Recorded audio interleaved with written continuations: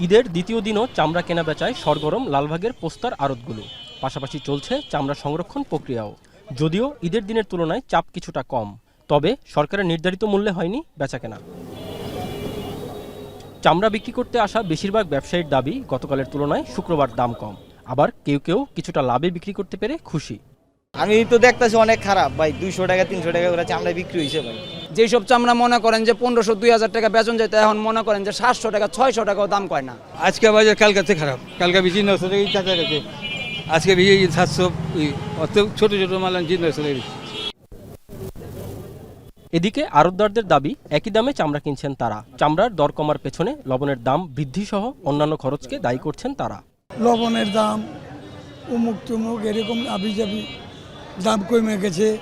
এখন যারা চামড়া আনতেছে ওইখান থেকে কিনে আনতেছে বেশি দামে, এখানে এসে থেকে চামড়া বাজার কম। এই যে দেখেন সব চামড়া ফালা থেকে গেছে।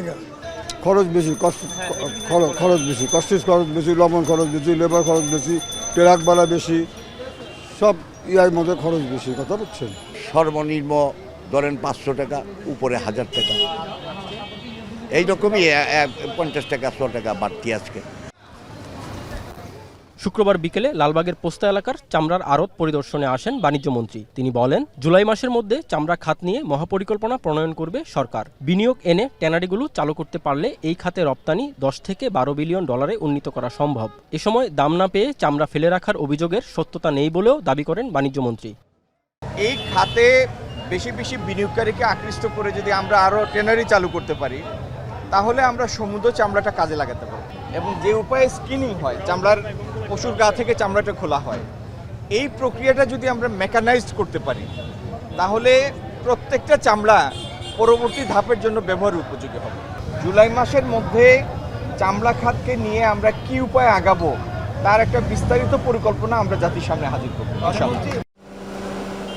এদিকে সাভারে চামড়া শিল্পনগরীতে শুক্রবার সন্ধ্যা পর্যন্ত 5 লাখের বেশি কাঁচা চামড়া এসেছে, যার 98% গরুর। কোরবানি ঈদের প্রথম দিনে ঢুকেছিল 4,70,000 পিস। ব্যবসায়ীরা বলছেন, গত বছরের তুলনায় এবার চামড়ার পরিবহন ও সংরক্ষণ ব্যয় বেড়েছে। দাম নিয়েও হতাশ অনেকে। রাজীব হোসেন, এখন, ঢাকা।